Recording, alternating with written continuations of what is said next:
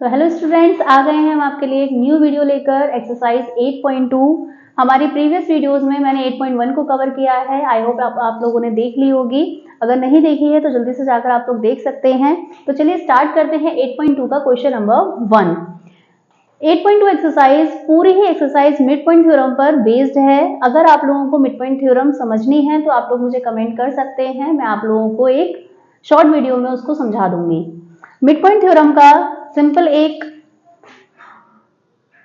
Rule है। इसमें क्या है, हमें एक ट्राइंगल अगर ABC दिया हुआ है और AB का मिड पॉइंट P है एंड AC का मिड पॉइंट Q है, ठीक है। तो जब हम इन दोनों लाइंस को मतलब इन दोनों पॉइंट्स को ज्वाइन करेंगे तो इनको ज्वाइन करने पर ये जो लाइन PQ आएगी ये BC के पैरेलल होगी। ये जो लाइन PQ है वो BC के पैरेलल होगी और PQ लाइन हाफ होगी BC के, ठीक है। इस पर बेस्ड है हमारी मिड पॉइंट थ्योरम।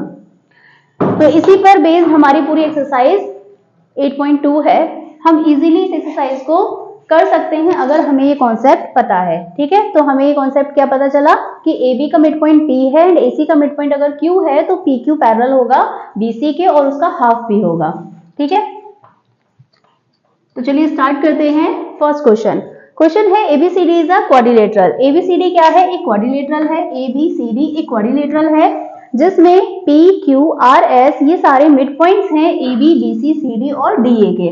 AB का मिड पॉइंट P है, BC का मिड पॉइंट Q है, CD का मिड पॉइंट R है और AD का मिड पॉइंट S है, जैसा कि हमें फिगर में गिवन है। Next AC is a diagonal. AC एक डायगोनल है। इस डायगोनल में हमें ये शो करना है, इस तरह से हमें फिगर दी हुई है, हमें ये शो करना है कि ये जो लाइन SR है ये पैरेलल होगी AC के और हाफ होगी AC के। तो हम मिड पॉइंट थ्योरम से सिंपल इसमें कह सकते हैं, अगर हम ट्रायंगल ACD लेते हैं, ACD ट्रायंगल लेते हैं तो इस ट्रायंगल में SR पैरेलल है AC के इन ट्रायंगल ACD। सबसे पहले तो हम ये लिखेंगे कि S क्या है, AD का मिड पॉइंट है, R CD का मिड पॉइंट है। S is the midpoint of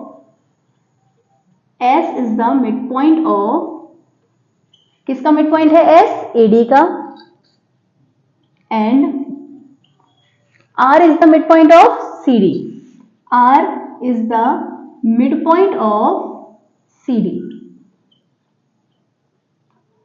अभी मैंने आप लोगों को बताया था कि अगर कोई भी पॉइंट उसका मिड पॉइंट है उसको हम ज्वाइन कर रहे हैं, S AD का मिड पॉइंट है, R CD का मिड पॉइंट है, तो हमने S और R को ज्वाइन किया है।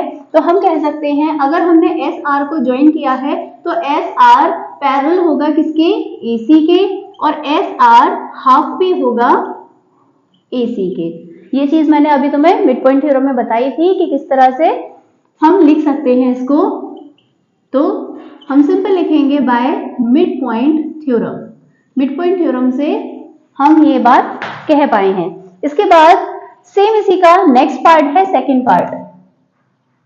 सेकंड पार्ट में हमें क्या करना है, सेकंड पार्ट में हमसे कहा है कि क्या PQ इक्वल होगा SR के, क्या PQ इक्वल होगा SR के। तो हमें अभी तो हमने SR AC के पैरेलल किया है, सेम इसी तरह से हम ट्राइंगल ABC अगर लेते हैं, अगर हम ट्राइंगल ABC लेते हैं और यही सेम कॉन्सेप्ट हम इसमें लगाते हैं तो हमारा PQ पैरेलल आ जाएगा किसके, AC के। जब PQ AC के पैरेलल होगा और SR ऑलरेडी हमने फर्स्ट पार्ट में AC के पैरेलल किया है, तो जब ये भी लाइन AC के पैरेलल है और PQ भी AC के पैरेलल है तो इट मींस हम कह सकते हैं कि SR और PQ ये दोनों भी क्या होंगे, पैरेलल होंगे, इक्वल होंगे।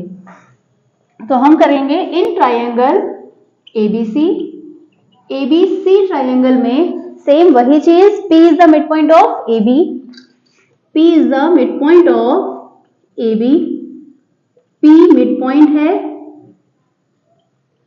AB का और Q मिड पॉइंट है BC का। Q is the mid point of BC, ठीक है। P मिड पॉइंट है AB का और Q मिड पॉइंट है BC का।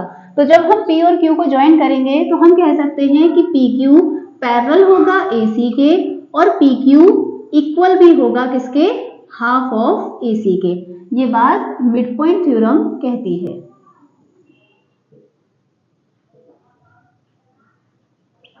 अगर हम इसको इक्वेशन नंबर 1 मान लेते हैं और इसको इक्वेशन नंबर 2 मान लेते हैं, तो from equation 1 and 2, from equation 1 and 2,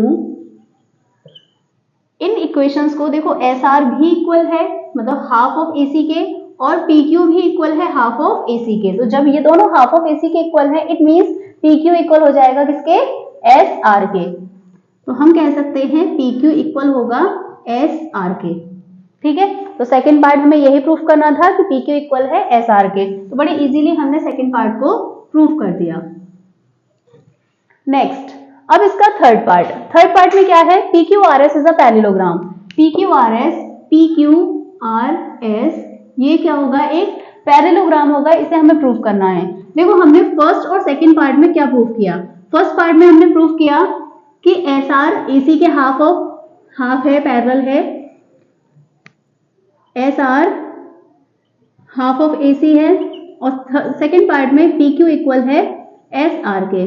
तो जब PQ SR के इक्वल है, इसी तरह से अगर हमने यहां पर एक डायगोनल होता, अगर ये जो डायगोनल AC है, ये AC, जब हमने AC डायगोनल लिया तो हमने ये लाइन इसके पैरेलल प्रूफ करी, ये लाइन इसके पैरेलल प्रूफ करी। ठीक है, अगर इस बार हम AC लाइन ना लेकर हम ये लाइन लेते BD, तो हम इन ट्राइंगल्स को लेकर हम इस लाइन को इसके इक्वल प्रूफ कर सकते थे, यानी कि RQ को हम BD के इक्वल प्रूफ कर सकते थे, हाफ ऑफ BD के। हम कह सकते थे कि RQ हाफ ऑफ BD होगा। सेम इसी तरह से SP हाफ ऑफ BD होगा, अगर हम ये ट्राइंगल्स लेते BCD और APD ट्राइंगल लेते। ठीक है, अगर हम ये ट्राइंगल्स लेते ABD ट्राइंगल और BCD ट्राइंगल, तो हम इससे इजीली RQ इक्वल प्रूफ कर पाते SP के। तो जब RQ SP के इक्वल है, पैरेलल है, और PQ RS के इक्वल और पैरेलल है, तो हम सिंपल तरीके से कह सकते हैं कि PQRS क्या होगा, एक पैरेललोग्राम होगा। तो हम कह सकते हैं थर्ड पार्ट में हम सिंपल कह सकते हैं कि PQ अगर पैरेलल है SR के और PQ अगर इक्वल है SR के। सिमिलरली अगर हमने ये ट्राइंगल्स लिए होते, यहाँ पर डायगोनल खींचने के बाद अगर हमने ये ट्राइंगल्स लिए होते दोनों, तो हम RQ हाफ ऑफ BD के इक्वल प्रूफ कर देते और SP हाफ ऑफ BD के इक्वल प्रूफ कर देते। तो इस तरह से RQ इक्वल हो जाता PS के। तो हम लिख सकते हैं similarly RQ is parallel to SP और RQ is equal to SP। ठीक है, तो जब अपोजिट साइड्स इक्वल और पैरेलल होती हैं, तो ये पैरेललोग्राम की प्रॉपर्टी होती है कि अपोजिट साइड्स इक्वल और पैरेलल हैं, तो वो एक पैरेललोग्राम है। तो हम कह सकते हैं hence PQRS is a parallelogram.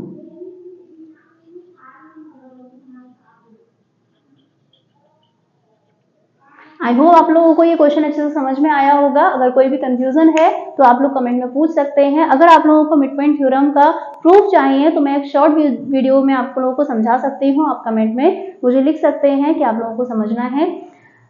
अगर वीडियो पसंद आई है तो लाइक करें, चैनल को सब्सक्राइब करें। Thank you.